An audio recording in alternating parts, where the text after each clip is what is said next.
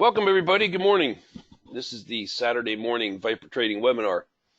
Today we are here to talk about mid-band trades. This is part 2 of a 2-part series on mid-band trades. First we got to get our standard disclaimer out of the way so we can get over to some charts and start looking at trades, which is why everybody's here.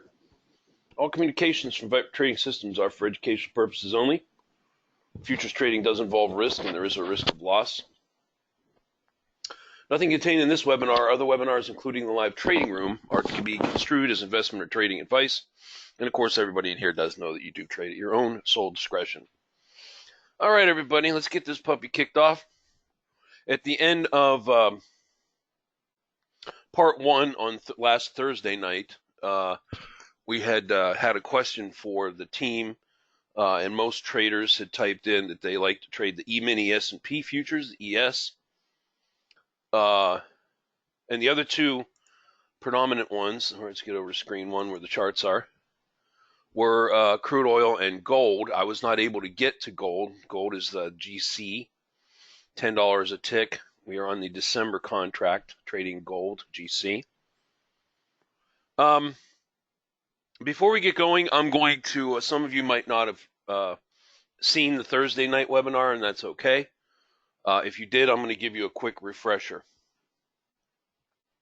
And then we'll move on with the topics of mid-band trades. So markets do, financial markets do 3 things. And so we're going to type them in right now. We're going to literally, I'm only going to take about 5 or 10 minutes to do a quick refresher, and then we're going to go right into trade setups. Okay? So when we talk about movement in financial markets or volatility, excuse me, got a little tickle in my throat this morning.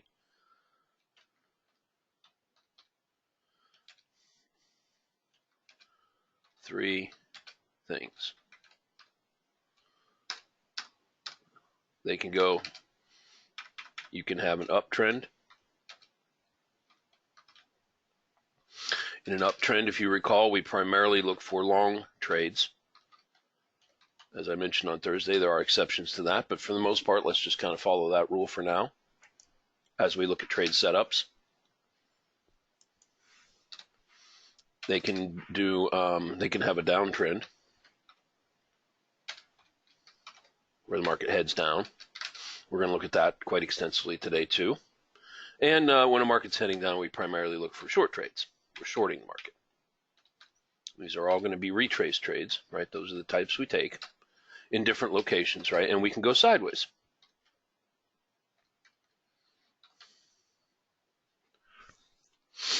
I'm not going to type in a trade type there. In fact, I'm going to talk about that right now. Let's get the sideways condition out of the way, and then we'll look at the trending markets. Okay, so looking at gold here on Friday morning. Excuse me. Let me take a sip of tea here. Got a little tickle in my throat today.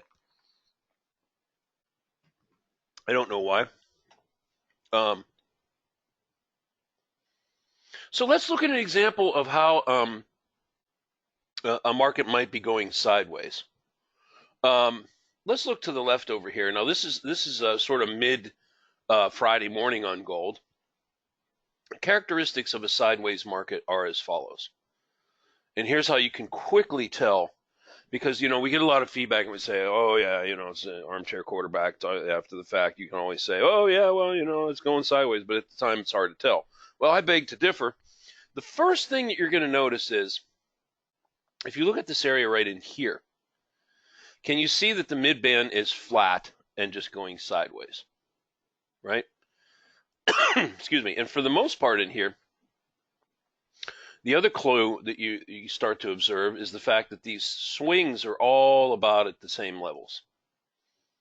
You see the low swings here and the upper swings? So when you're trading a market, let's say that you're trading a market and you're not in the live room. You're trading, something gold or, currency futures after hours, or, you're kind of on your own and you're learning our system and you're looking at what markets are doing. Excuse me. As soon as you see a swing and another swing, and Gary does this quite nicely in the live room. Of course, we call him the line king. But you just simply put a line at your top of your where your swing is, and you put another line where the other swing is. And so what we say is that there's a old saying: if you remain within the confines of the lines, you are said to be sideways. Now, why are we talking about sideways markets when the topic of this is proper mid-band trades? Well, let me ask a question. Make sure everybody's awake and with us here. In this condition that I've shown right here, between here and here. Well, let's look right here. Sometimes mid-band trades are good, and sometimes they're not. But let me ask a different question. Is in here, would your primary mode of entry be to short the market, S? Would your primary mode of entry be to buy or get long the market? Or would you trade both, B? I'll give you 10 seconds. So in the area that we have defined right here, I'm circling it with the cursor, right in here. Are you shorting? Is your primary mode of entry to short rollovers? To buy support, so B, you're getting long. No, let's say L. Let's say L for getting long. L for getting long, and B for both. Are you trading both sides? S for shorting, B for, L for getting long. We'll give you 7 seconds. Type in how you would approach this area, this range-bound area. S for short, L for long. B, you're trading both sides of the market in this range. Excuse me.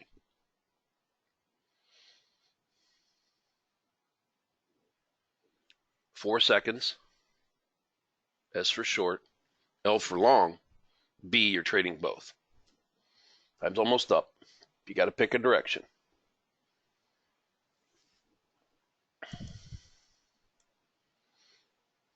Put 2 more arrows on here. 2 seconds left. Cast your vote. Your approach to this area right here. All right, time's up. Excuse me. Now, almost every one of you, there's a couple of you who typed in both sides. Okay, and I see that. And everybody else, all of you typed in S for short, and that is the correct answer. Now, if we look at the background, what color is the background? In here, it's red, right? And for the most part, if you look at the swings prior to here, you have, you're starting to get, until we get over to here, a series of lower highs and lower lows. So this mid-band kiss and rollover is very definitely a short. So that was a short. So the answer is S. So down here, you're looking to buy to cover, but when you're in a downtrend, generally speaking, you are not looking to get long. This is a buy to cover area down here, not a get long area. So you're not trading both and you're not getting long. The answer was S, short. Excuse me, here's another short right here. And this one goes all the way to line 6. This is called a deep retracement, or occasionally it might be called a phantom trade.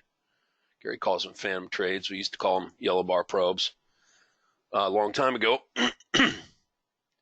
Now, when we start to look over here, one thing that starts to jump out, and you hear this observation in the room all the time, is we start to, and this is what I call breadcrumb clues that the market leaves for you to sort of peek up your spidey sense, if you will. But what was starting to happen here?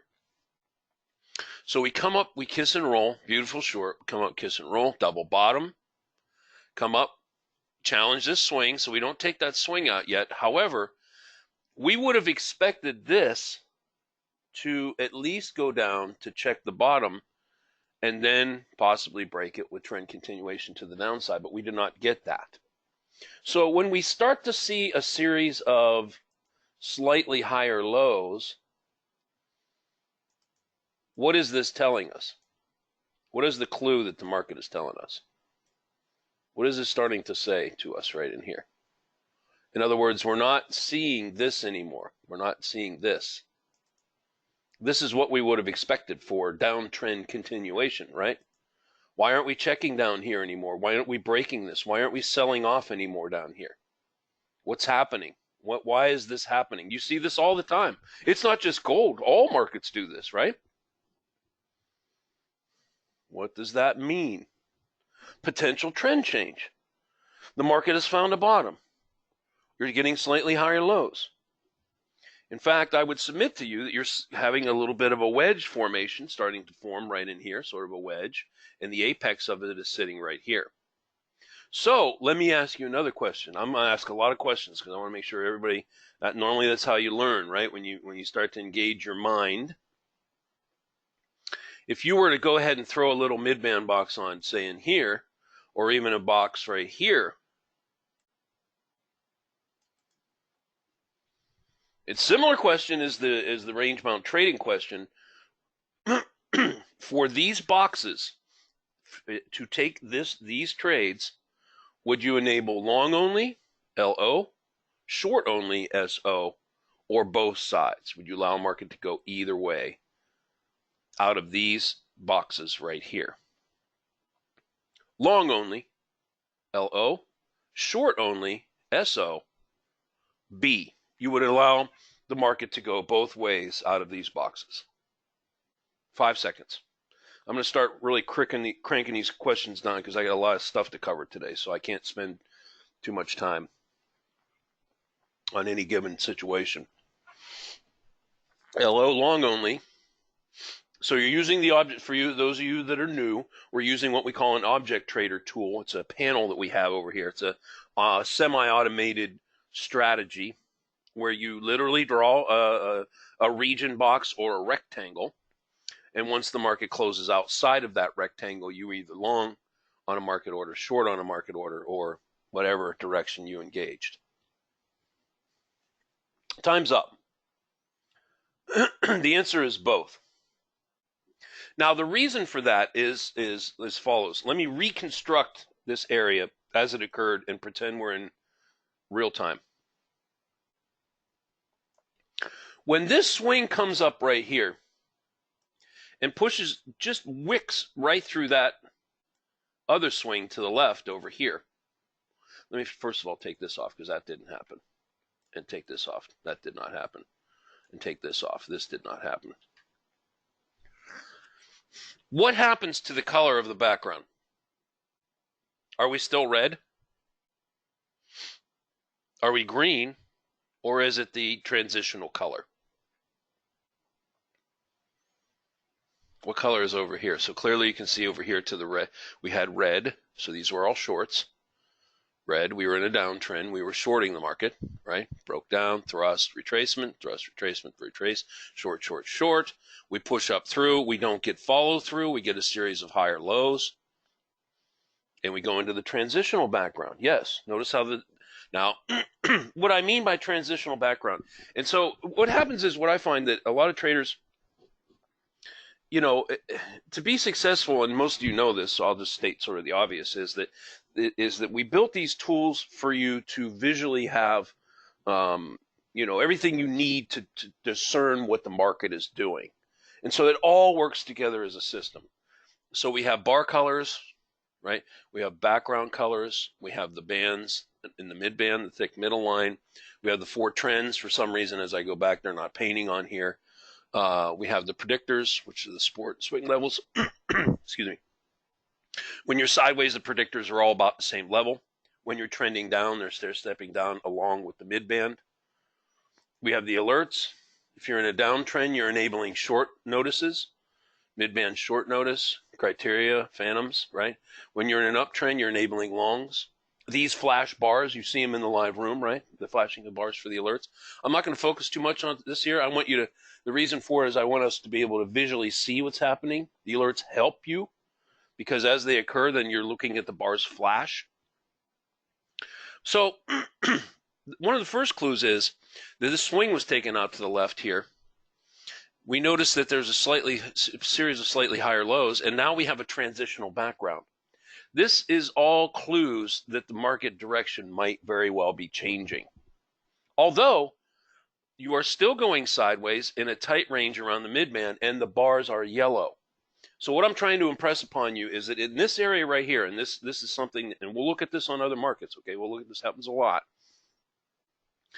When you go to engulf this area to take a trade, you have to enable both. Because at the time this happened, we didn't know if we were going to get this, and we did not know that if we were going to get this.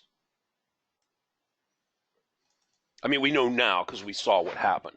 But I'm saying if you're in this place in real time, in a situation where, you know, it's 953 on gold, and you're saying, well, I don't know what direction it's going to go. You enable both, and then what happens is you're filled long, and off it goes. That's how we handle transitional areas like that, okay? All right, so let's talk about another transition that occurs. Now, I'm going to continue this chart forward, and when you think the trend has changed, obviously you're up now. See the bars? What's happening? You have blue bars. The background has turned green now, right? You see that all the bands in the midband are stair-stepping up. So it's clear. We're in an uptrend now. All right. Now, when we transition to a downtrend, I'm going to advance the chart, reconstructing real time. You can type in the letters TC for trend change. Ready? Here we go. Okay, we're at 9:55, just before 10 a.m. We're looking to see if we get trend continuation on the uptrend for gold. If and when there is a trend change, you will type in the letters TC. Okay, we're at 9:56. We're coming up on 10 a.m. on gold, Friday morning.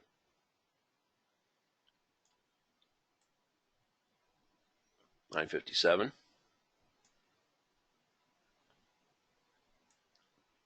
$9.58,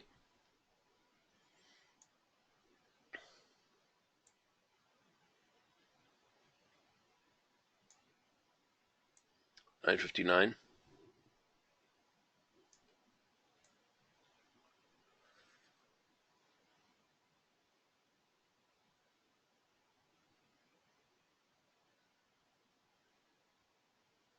there's 10 a.m.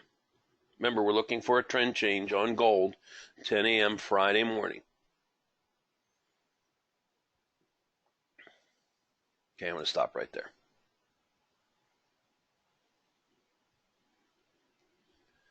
Now, I saw a lot of TCs coming in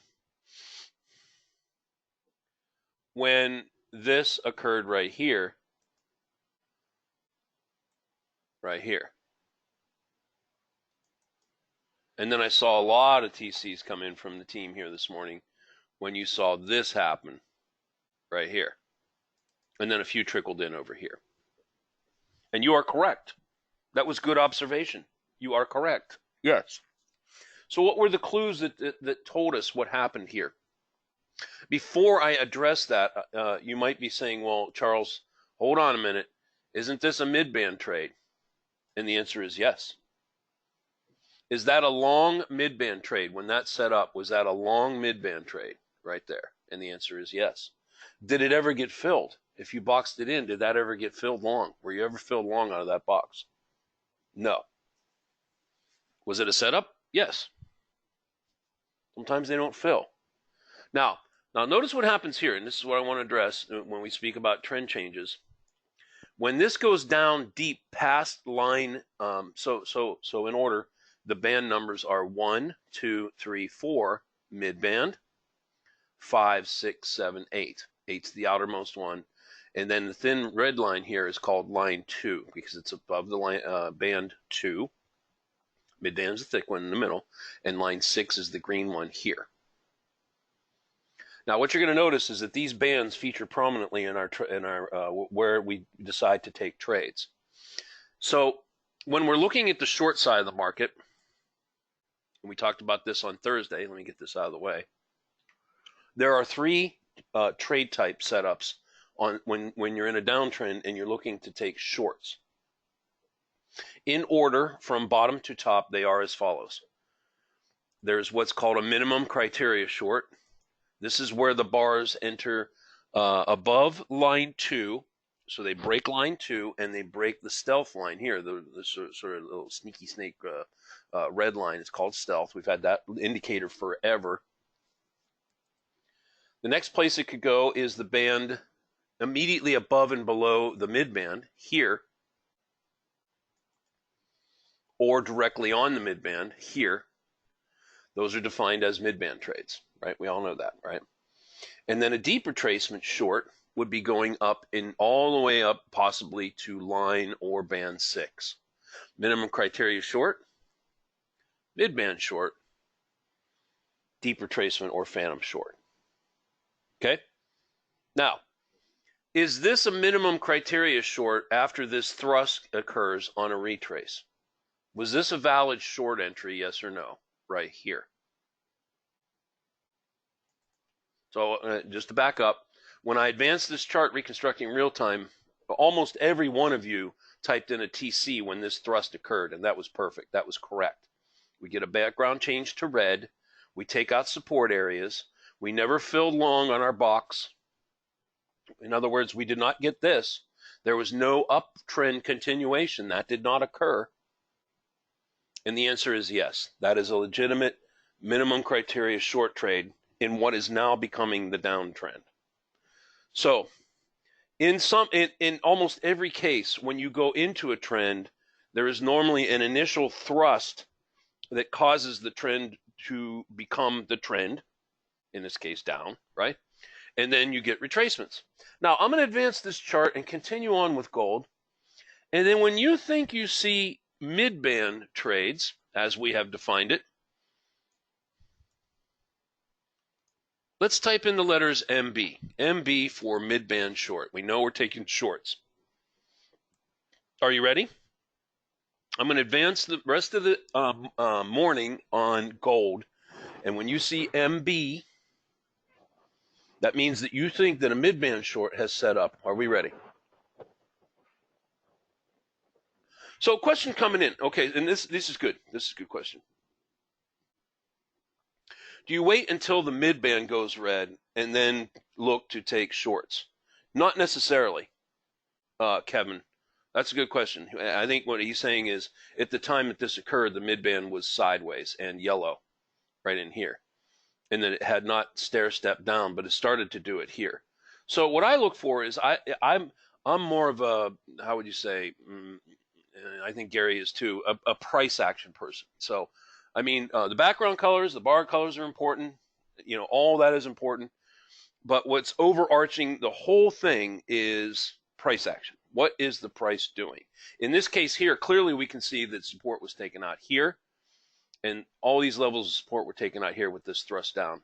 We changed the background to red, and this is a legitimate minimum criteria. But to direct answer to your question is not always will that mid-band. It will eventually change. Shibi says, if there is a slight up in the box, was there a chance in getting filled? Depending on where you drew this box, there was a couple of spots you could have drawn it. You could have drawn it like that. That was never filled. Depending on how you drew that, it's quite possible that you might have got filled here on that. Now, if you did, and you get wicked into a trade, and it immediately flips back in the box, what do you do? Let's say hypothetically you drew the box as I have shown right here. This bar closed up, just to be clear on what we're discussing here. This bar closes up like that. Now you're long. Okay, but all of a sudden the bars flip and go right back in your box. What do? You got don't panic. Don't hit the panic button. Oh, you know what's gonna happen? Oh, holy cow! What do I do? You should immediately know what to do, because this happens. You know, it's like any business, right? You're an entrepreneur. You're a trader, right? You're in business for yourself. Yes. All business. Do all businesses make money all the time, perfectly on everything, always? Are there ever losses in businesses? Is there ever losses in trading? Yes, of course. Right? You hit the out button. No, you don't reverse it. In this condition here, you don't reverse it. But let me go back and reconstruct this. Okay, at the time that these yellow bars are forming here, if you had drawn this box, you were not filled. Okay, and then maybe you didn't. Maybe you reboxed it here, maybe you didn't. Now, if you boxed it and engulfed that candle, you never got filled. If you didn't and you boxed it as I have shown, you might have got filled on that bar right there, depending on how quickly you drew it. Now, if you didn't engulf it until after that candle, you never got filled. But, well, you could let it stop out. Yeah, I mean, you could let it stop out. That's one way to do it. What I do is if here, let me explain it this way. Let me get in. This is a great quick thing to talk about. So when let's get this. Let's talk about how we're going to deal with this right here, because this is important, because it can happen to everybody. You engulf this area here, and all of a sudden you're filled here. My expectation when I am filled like that is that I want immediately bars to go up like that, and at least get to line 6 when I'm getting long at the midband. When I don't get that, and all of a sudden the bars are reversing and they're going back in the box, I immediately hit the out button. Boom. Done. Because of a couple of reasons. First of all, you can see that this just tanked. All right? And if you had some kind of loose stop, you're going to take a full hit, and you don't want to do that. Let's say you had stops way down here somewhere, 10, 12, 15 ticks, I don't know, sitting down here somewhere. It would have got them, right? And you don't want a full stop out if you can avoid it. If this thing is dinking around in here like this, and you're not getting any follow through, like this, or like this, or like this is telling you that the market might be changing. It might be heading down deeper, and you don't want to take a full hit. You don't have to take a full hit. You just hit the out button. Boom, close. Close all right now and get out. You know why? Because the principle is this, is you want to keep your losses small and you want to keep your gains large. So the way you win long term in trading, we all know this, it's a very basic principle. You want to try to strive to have a high win rate.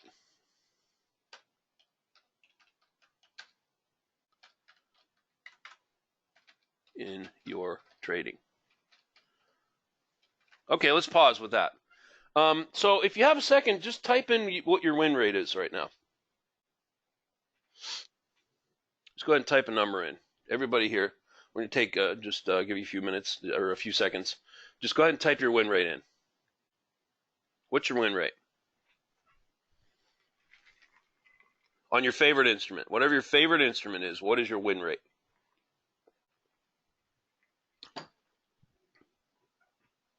You don't know? Does anybody know? You think it's important to know? 100? Really? I'm talking about over a longer period of time. Longer period of time, measured over, weeks and months. I'm not saying like, okay, Friday I got, I took 4 trades and one was bad, so it's 75%. I'm saying like, first of all, does everybody know how to find your win rate? No? Just started last week, so you don't know? Okay, that's fair. That's fair. That's not, yeah, I'm not scorning anybody. All I'm trying to say is this is a pretty darn important number to know. So you want a high success rate. You want to get to a point where you're up in the 70 to 85% range.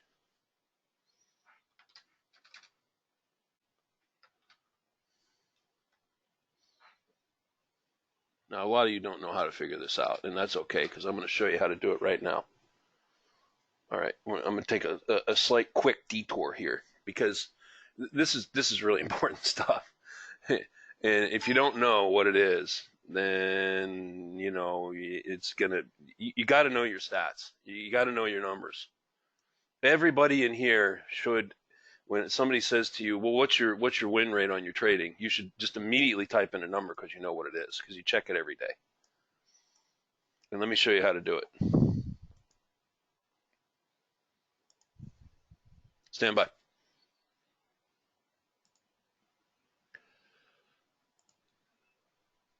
I'm going to show you right now.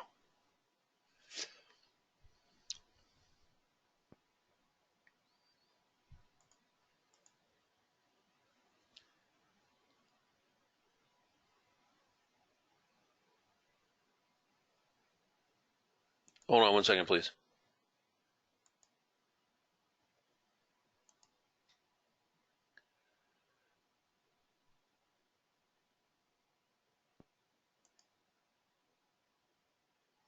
One second, please. I'm setting it up so you can know.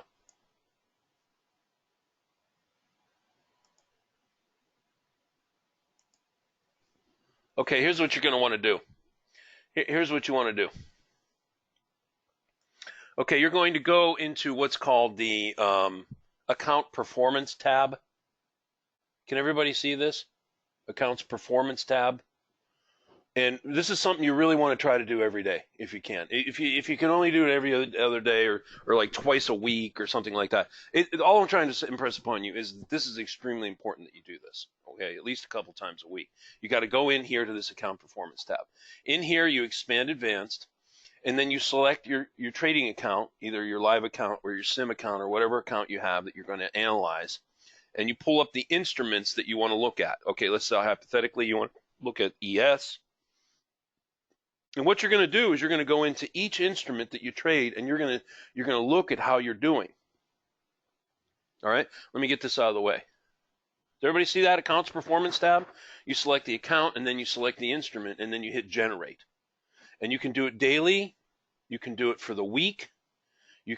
Let's say you want to look at Friday, you would pull up Friday and you would just look at the 6th and then you hit Generate.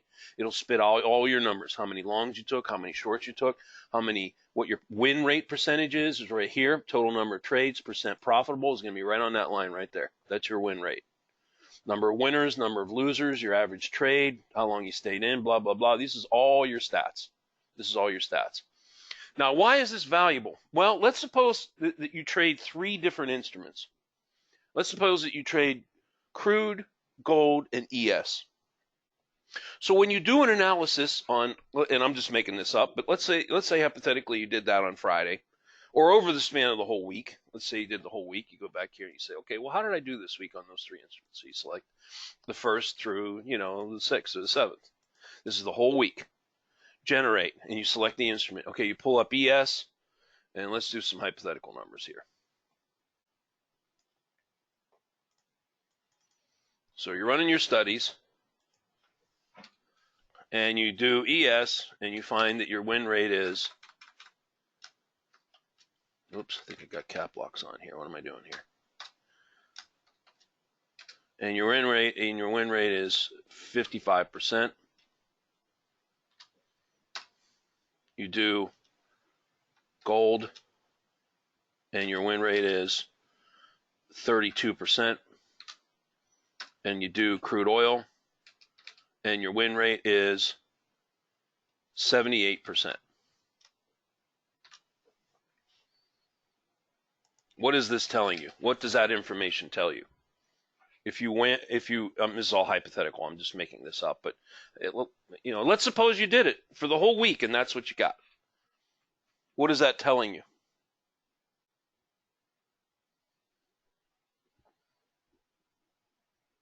What is that telling you? You ran your numbers, and this is what you got for the end of the week. What is that telling you? You suck at trading gold. That's a good one, Brian. It's telling you that you think you might want to focus in on crude. Yeah, I do this all the time. I run my numbers all the time, just exactly like I'm showing you. I do that every day. At the end of every day, I go in and I see how I did and what I did and how I did it, and then I'll look at the whole week, and then I'll assess where emphasis I should be putting. Should I leverage up more on crude? Should I hold back on gold and maybe not trade gold for a while? Should I just lighten up on ES a little bit? So take your instruments, do your analysis, know your numbers, and you make decisions on what instruments you trade from there. All this information, if you don't have any information about how you're doing, you can't adjust. If for you it's all just sort of, feeling, I felt like I had a great day on gold today. I think I did pretty good on gold. Well, maybe you didn't. Okay? So you got to know your numbers. Anyway, how did I get sidetracked on that? Where were we over here? Oh, okay. So the other thing we talked about was getting out of losers quickly. Oh, that's where I was going with it. Yeah. Okay. So All right. You want a high win rate.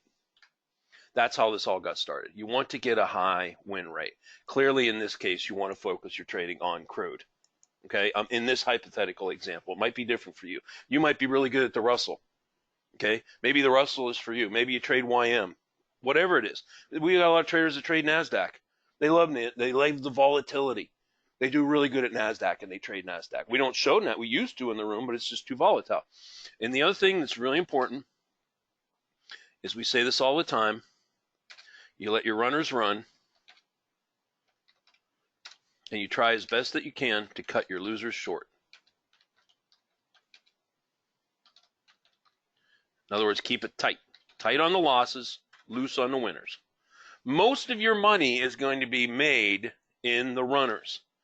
When you get runners, you don't try to, and I don't want to be all negative about it, but one thing I get a lot is, well, you know, that thing ran 100 ticks and I choked it off at 10 ticks. You know, if your stop outs are 10 ticks, 12 ticks, and you cut your winners off at 10 or 12 ticks, and you're a 50-50 trader, are you making any money? If your win rate is 50-50, and your winners and your winners only tend to be about maybe 10 or 12 ticks, right? And what about your losers? Your losers are minus 10 to 12 ticks. Are you making any money? Who's making money in that plan? Yeah, your broker. Your broker's making money. He's making all the commission off of all your trading. If you're a 50-50 trader and that's your situation, you're just spinning your wheels. You're not getting anywhere. In fact, you're going down slightly because of the brokerage issue. Now let's suppose that you can get your win rate up close to maybe 70, 75, 80+%.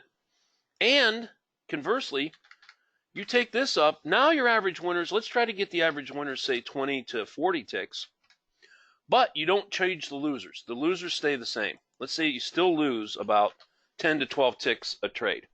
On a loss. All right? You don't have to do a lot of math in your head to figure this out. If your win rate is up around 80%, right? And your winners are 2 or 3 or 4 to 1, are you making money? So now you're seeing why these numbers are important. You've got to know how large your winners are. You've got to know roughly on average how big your losers are. That's what that stat thing shows you right here, right? Isn't this what this is all going to show you? Isn't this what's showing you? Here, this thing right here, right? So where do you see it? Where do you see it? Well, you see it right here. This is where you see it right here. See it? Average winning trade, this line right here. Average losing trade. Ratio of average win to loss. Now, if this ratio is 1 to 1, where your winners and your losers are about the same, is that a problem? And if this percent profitable is at 50%, is that a problem? It's going to be hard to make money, yes? I don't care what instrument you're trading. It doesn't matter because your numbers just aren't going to produce the type of profitability that you're really looking for. Is everybody following this?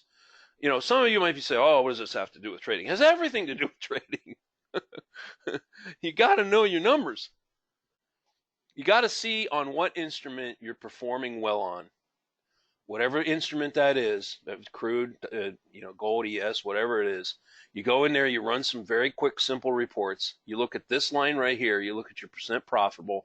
That's got to be up north of 70%. You got to strive to get that up 70, 75, 80+% if you can, right? And then you want to look at your average winners and losers. These should have, this ratio should be 2, 3, or 4 to 1. Just like I'm showing you right here. You want the runners to run. You want to get those 20 to 40+ tick winners, right? And then when you get the losers, just don't worry about it. Cut those pups short, because what I'm saying is, if you know your numbers and you know your instrument, if you go in here and occasionally and get a little pop for a loss, are you going to panic? No. No, you're not going to panic. You took a little hit. So what? It's all in the plan. I know that occasionally I'm going to get popped for 10 ticks. All right. Let's move on. Do we want to go to another instrument? I've only got about 15 minutes left. You want to? No, let's do this. I want to continue on with gold and look at some mid-band trades, and then I want to circle back on crude. I wait till the end of the trading day, Alcinair. So I won't do it like, whenever I'm trading, on active trading, I focus on trading. And then when trading's done, you get some breakfast and some coffee or whatever, relax a little bit, and then I'll come back and run all my numbers. So, it's not an urgent thing like you have to look at every single trade. This is more sort of how would you say, pattern over time is what you're really looking at, sort of the bigger picture. Look at a day, a couple of days, 3 days, a week. How am I doing on average on each of these instruments? Is one of them not working out so well for some reason? I'm not seeing the volatility. I'm not seeing that the trade setups just aren't working for me. Maybe I shouldn't, in this case example here, maybe I shouldn't really trade gold anymore for a while, give that a break, right? ES, some kind of break even. Maybe I need to lighten up looking at that for some reason. Maybe the volatility is down and I'm just not making any money at it. Crude, I like the volatility and I'm seeing the trades.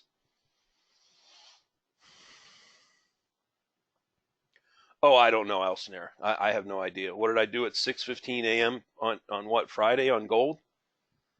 I don't know. I could go back and look. But at first I want to, let me do this. I have an exercise I want to do real quick, and then we'll go back and look at that, Alcinair, okay? Yeah, let me do a quick exercise, and then I'll circle back on Friday, and we'll see what the market did on gold.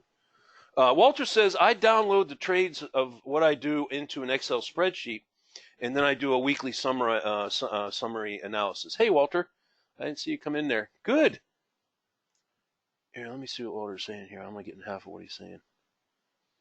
Well, you might remember, I did a big chunk of a webinar on this whole analysis thing, remember? That was like maybe, 6-8 months, maybe a year ago?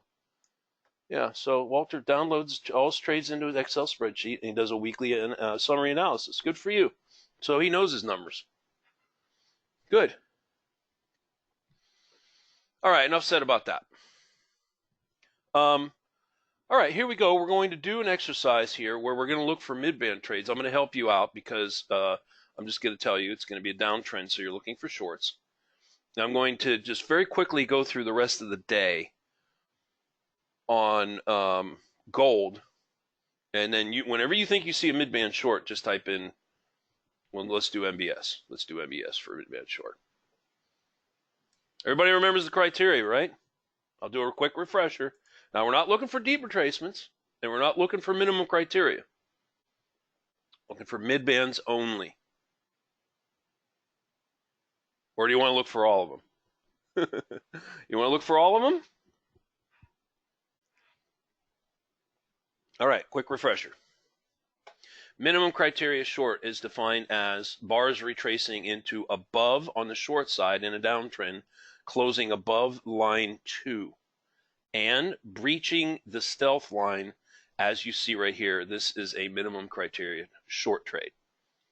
Mid-band short trade, you come above into either of these two bands, here and here, or directly sitting on the mid-band itself is considered a mid-band short trade in a downtrend. A deep retracement short is up here, where it comes further up and may even very well kiss line 6 and roll over and head down. Begin the exercise right now, 10 a.m. Pacific on Friday, and we're looking for shorts. Here we go.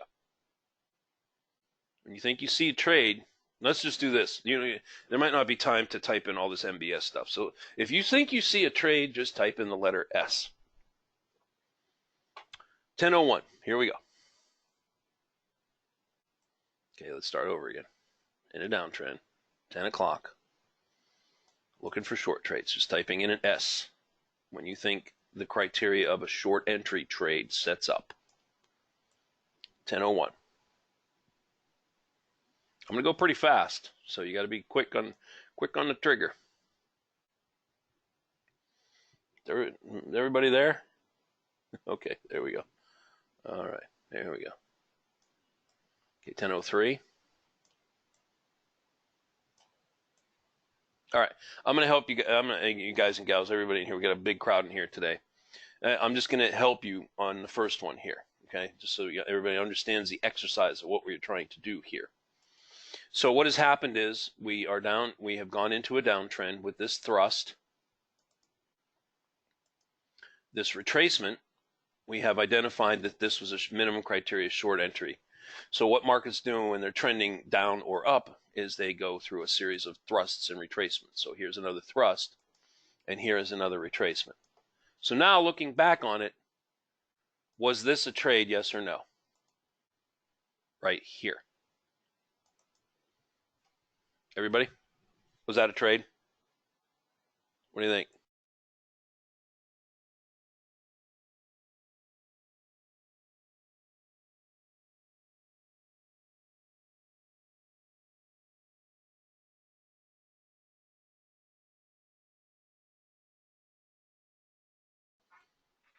Yeah. Mm-hmm. Yeah. In fact, everybody in here, every single person in here, even if you're brand new and learning this, should have typed in the letter S when these bars formed right here. That's the purpose of this exercise. That's the whole reason I reconstruct real time in these webinars, is because I'm trying to go back and say, okay, if you were watching this market when it came up here, should you have gotten short? And the answer is yes. I should have seen a yes from every single person in here. Okay, so after it came out of there, right? Then what happens after retraces in a trend? We resume the thrust down. So now that we're thrusting, that's not a trade. We don't buy or sell thrusts in a trend, right? We're waiting for a retracement. So let's do one together. How do we do this when we're trading it in real time? Should we really be looking, if we're not in a trade, so hypothetically we're not in this trade, where might our eyes want to look? Anybody? Should we be looking here? Let me give you some choices. Or should we be looking here? Here, A. Here, B. Where should our focus be as we're trading the short side of gold? Are we watching the price go down here? Or are we mentally painting a window of opportunity as the market continues down, considering the fact that we may at some point get a retracement up into an area where we might take a trade? The answer is B, right? Now, that being said, if you were in this short, well, yeah, you might be having a trail stop. So in that case, yeah, you might be trailing a stop down on line 2 or on the stealth line, or you might be focusing close to here. However, if you're not in a trade, then really you got to be thinking about what? Retracements. What should be going through your head is, hey, when this thing retraces, where am I going to get in? Now let's do one together. Okay, here we go. Have we retraced yet? From here to here? Have we retraced yet? No. Not yet. So here, this might be something to help you out. And this is kind of the way I think of it, and I've done it so many times for so long. It's like, second nature to me. I don't even really think about it. It's like breathing, or blinking. I don't really have to sort of force myself to think about it. I just naturally do it. And so what's happening is, let me just explain what I do and what might help you, is as the market starts to move down, I think of the mid-band area as a sliding window of opportunity to get into a trade. Everybody, you follow what I'm talking about? So can you see this box moving? You see how I'm showing this box moving? So what is this box representing? What is that as I move the box? What is it here? Okay, let's continue. Let's continue on down. The opportunity window box, if you will, is continuing to slide. In other words, the window box just doesn't sit here, right? It's not a static market. It's a trade opportunity zone. Yeah, Sheehan, it's exactly what it is. It's a trade opportunity zone. And so trade opportunity zones, okay, let's go over here. When a market's going up, how does this trade opportunity zone work? How does that work? Does it just sit here? No. Here's the window. It's a sliding window. We're waiting for the market to enter the sliding window of opportunity to take a trade, right? Now, in the case of the uptrend over here in our example to the left, did it ever retrace into our opportunity zone? in this move up here, did it ever enter the zone to get in on a minimum criteria, mid-band, or deep? No. No, it never did, right? And that's why sometimes, let's suppose that, let's use the Russell as a good example, right? The Russell can break out in the morning. That silly thing can run 80 ticks and never retrace. And sometimes we're left scratching our head saying, dang it, the thing ran away without me.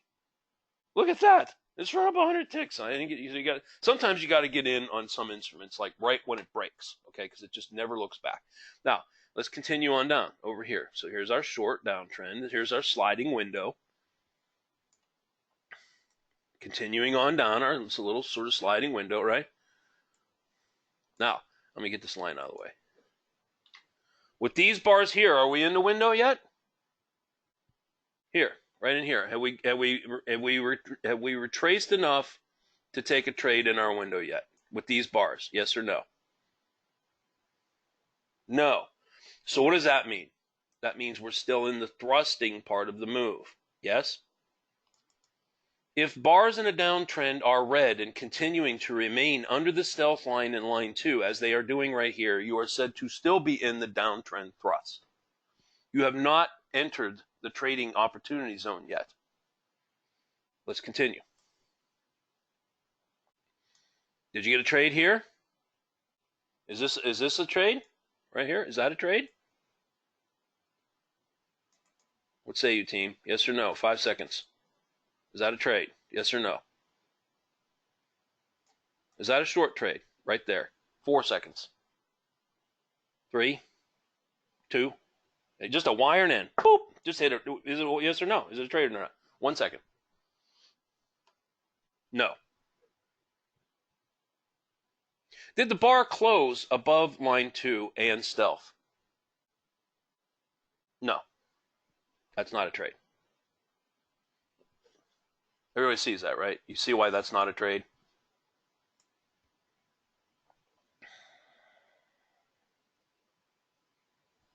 Everybody see it?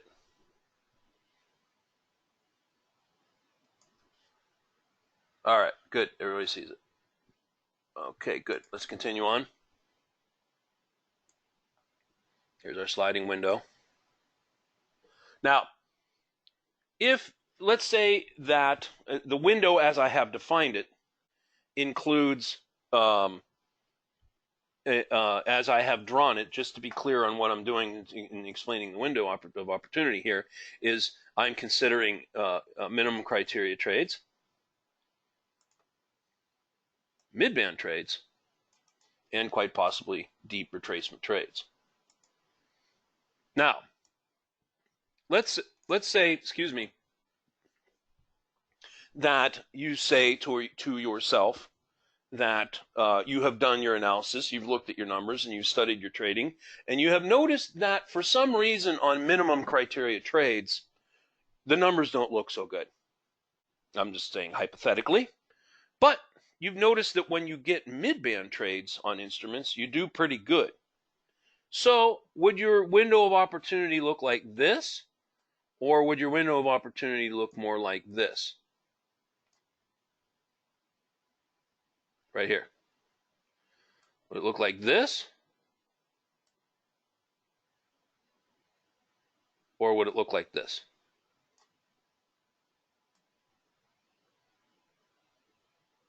In other words, the area where you are considering to take a trade, would it include this area and this area here if you said, what I really want is I want at least to get close to the mid-band?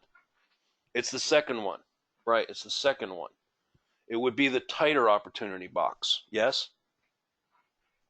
Now let's do this exercise together. I think this is going to be helpful for you. What happens right here? Have these bars gone into your opportunity zone to take a mid-band trade, yes or no? Those 2 bars right there. Yes or no? Simple question, 5 seconds. Have they entered your opportunity zone, yes or no? 3 seconds. Just to wire it in. Boop. Either they did or they didn't. There's no middle ground. 1 second. Time's up. Yes, absolutely.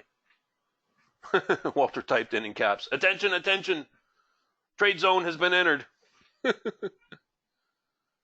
Well, I mean, obviously we have alerts for that. Let me just go ahead and turn a couple alerts just to help you out a little bit. Okay, so we're in a downtrend. So what alerts are we going to enable? We're going to enable short mid bands, right? Let's go ahead for let's just leave that one on. Let's just leave that one on because we said for our example here, we only want bars that encroach into our mid-band trade opportunity zone. Yes? Okay, now that we have enabled that, what happened? Well, I see something flashing right here. What does that mean? Furthermore, I would submit to you that I see something flashing right here. What is that telling you? What is that flashing bar telling you? Now let's go back and reconstruct what we did here. We took the Object Trader Alert tool. We very clearly on gold here are in a downtrend. For the purposes of our discussion, we only want to consider mid-band shorts, okay? You can expand that to include minimum criteria and deeper traces by enabling here and enabling here. We know that. But let's say that we don't. Let's say we just want to get, when that thing gets close to the mid-band and it gets ready to roll over, we will get short. So now here, this is visually helping you to see, yes, that is a legitimate mid-band short. Now, did you physically hit the mid-band itself? No. However, did those bars, in this case here, and in this case over here, did they enter the zone of opportunity? The answer is clearly yes. Everybody sees that, right? Can you see that? We like mid-band trades in a trend, and I'm reinforcing what we said in part one of this two-part webinar series on mid-band trades, that two things have to be present to take a good mid-band trade, and they are as follows. For good, solid mid-band trades to be valid, criteria number one, you must have a trend.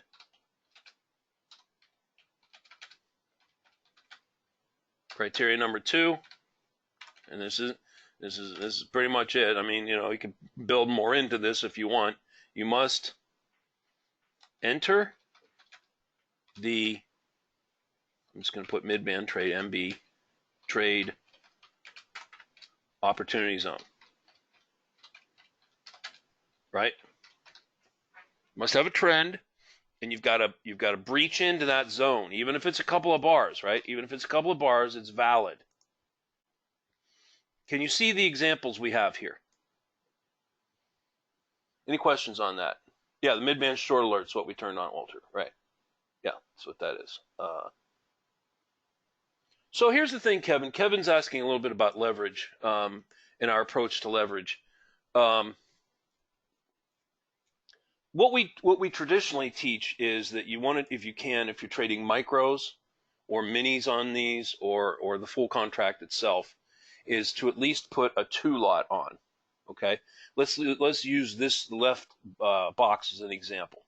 Okay, so if you've drawn it as I have shown, you are filled short on the close of that bar with a market order using Object Trader tool. Now, if you did it yourself, you can manually put in stops and targets and what have you, which, by the way, is going to be my topic next Thursday. Proper placement of targets and stops. That would be if you're doing it manually. Otherwise, OT does it all for you. Now, the way this would work is you put a 2 lot on here, okay? So let's just quickly show the mechanics of a trade itself. So you put a 2 lot on, you're filled short. Here, let's just put it right on here so you see what we're doing. Okay, you're filled 2 lots short on the close of that bar, right? So this is the mechanics of how a trade could play out for you. Now, what OT will do, and you should do manually if you put a limit or market order to enter the market, is that you come 10 to 12 ticks above here and you place your initial stops. So let's do some quick math here, okay? Okay, so hypothetically you were filled at 25.70. So 2690 would be a 12-tick initial stop on a 2-lot. So 2690 is right about here. OT will automatically do it, Object Trader. That's why we built that tool. But you could do it yourself. Yeah, can you do it yourself? Of course you can. 2690. So let me just put it right on here so we're all clear what's happening here, right? Here's your initial stop on the 2-lot. 2-lot's the contracts, right? 2-lot initial stop.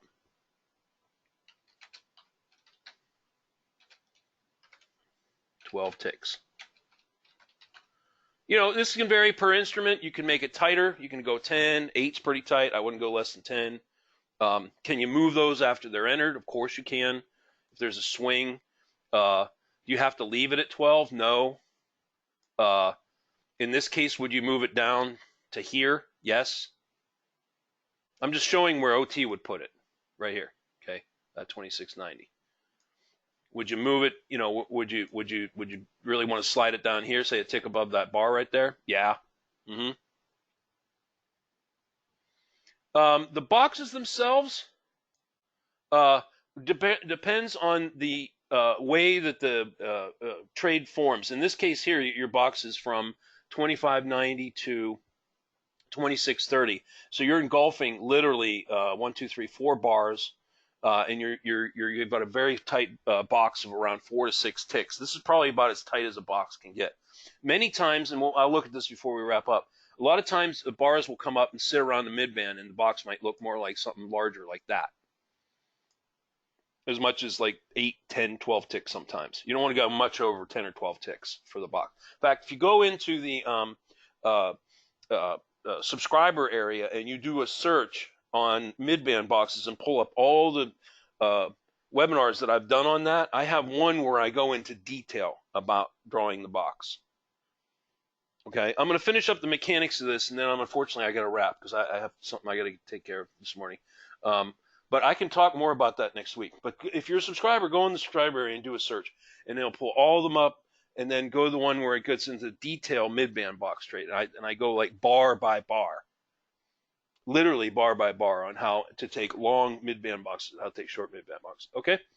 All right. So back to this trade and answering Kevin's question. So you want a minimum of a 2-lot. Now let me get these out of the way here. So the way we like to do this is the way we teach it, is once the market has moved 10 ticks in your favor, you will take off what we call a scalp trade. So in this case here, you were filled short at 25.70. 10 ticks down would be 24.70, which is right here. Here is where your, oops, I didn't want that. I'll do it this way. So I wanted to put a line here. Hold on. 24.70. Yeah, okay. So right here is your scalp. Now what happens is these initial stops are OCO. One cancels the other. Okay? So then what you're going to want to do is this. Let's move this 2-lot short over here. This is the mechanics of what could pretty much be every trade that you take. Pretty much. So once this scalp is filled, so this is the 10-tick scalp on the 1-lot.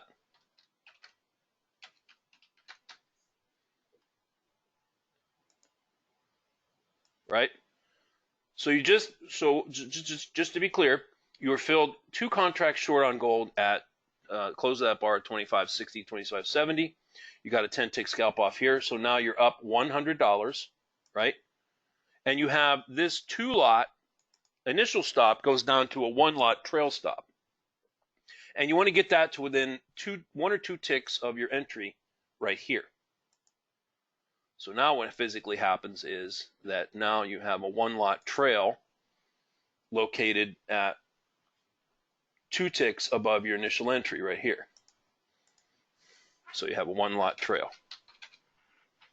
right? So the first move is to get it down there.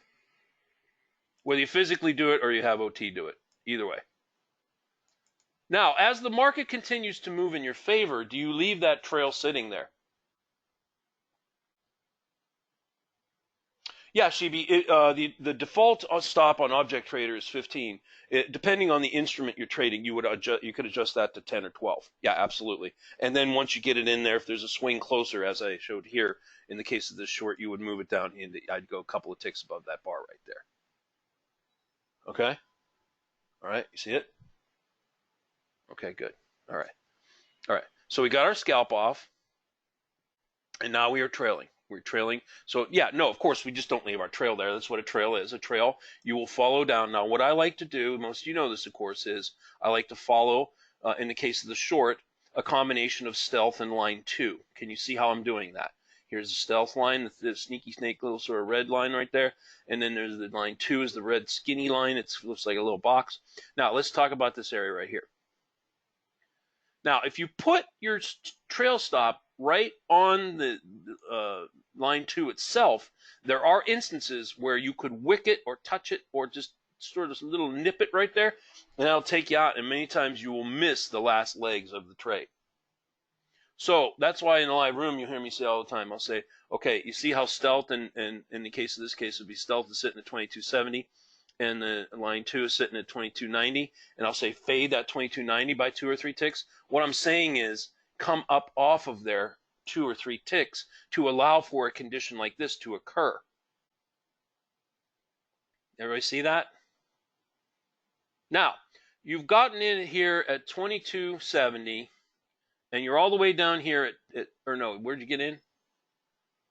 2570, and you're all the way down here at 2230. So you've dropped 35 ticks. So let me ask you a question. When a market moves 30, 40, 50 ticks, is it prudent to leave a loose trail stop, or might you want to tighten it? What do you think? So the market has moved all this way in your favor. All this way, all this way, all this way, all this way down in your favor. Do you think when you get down into here, it's starting to look a little bit like a double bottom, do you want your stops way up here somewhere still? Or you think you want to get it down real tight like that? Right. You want to tighten. You've seen us do this 1,000 times in the live room, right?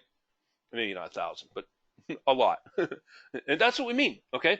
So, you know, most instruments, after they have gone, you know, usually at least 20 to 40 or 50 ticks, there's going to be a retrace. And so what that retrace is going to do, this retracement here, which ultimately sets up another mid-band short, is you want to crank your stops down super tight and get out and preserve all that profit on that trade, right? Preserve all the profit on the trade. So that's how you trade a 2-lot short. An example on gold, but this approach applies to pretty much every trade on every instrument. So in this case here, how much did you make? You made 10 ticks on the scalp, right? And how much did you get? You got 2570, and you stopped out on the runner at 2230, which is 35 ticks. 45 ticks times 10 is $450, starting with a 2-lot. Okay? So rinse and repeat. So here's another short right here. So, you know, all right, we've gone way over here. My apologies, everybody. I got sidetracked on all that reporting stuff that we talked about, but it's really critical stuff. This is recorded. It takes about an hour and a half to render it. Once it renders, I will FTP it up onto the web server. Gary, hopefully he'll get it posted today. If he doesn't, worst case would be like tomorrow, or even maybe like, you know, Monday, probably at the latest. If you're looking around to try to watch, you know, to watch it again. Here's a picture of everything that we covered here today, all on one screen.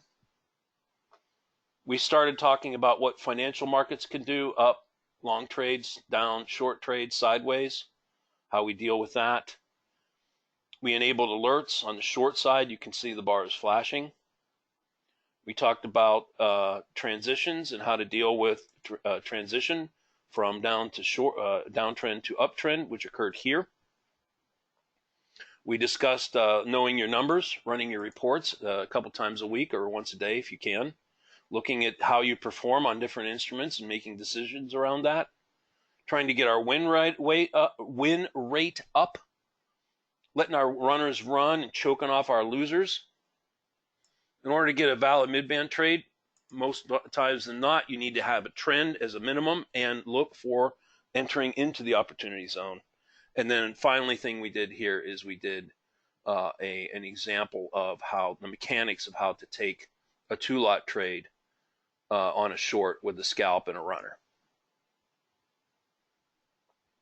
Any final questions? I think we covered a lot. I hope for that help. Hopefully this is all stuff you can take to the bank next week. Go in. We should have a good week next week. There's a lot of volatility. As long as the trade issues with China stick around, we're going to have a good volatility, hopefully through the end of the year. Okay, Gene, Sheehan, David, Kevin, Walter, everybody, have a great weekend. Enjoy the rest of your Saturday. Have some time with your friends and family. And then we'll see you back in the live trading room bright and early on Monday morning. Have a good one, everybody. Adios.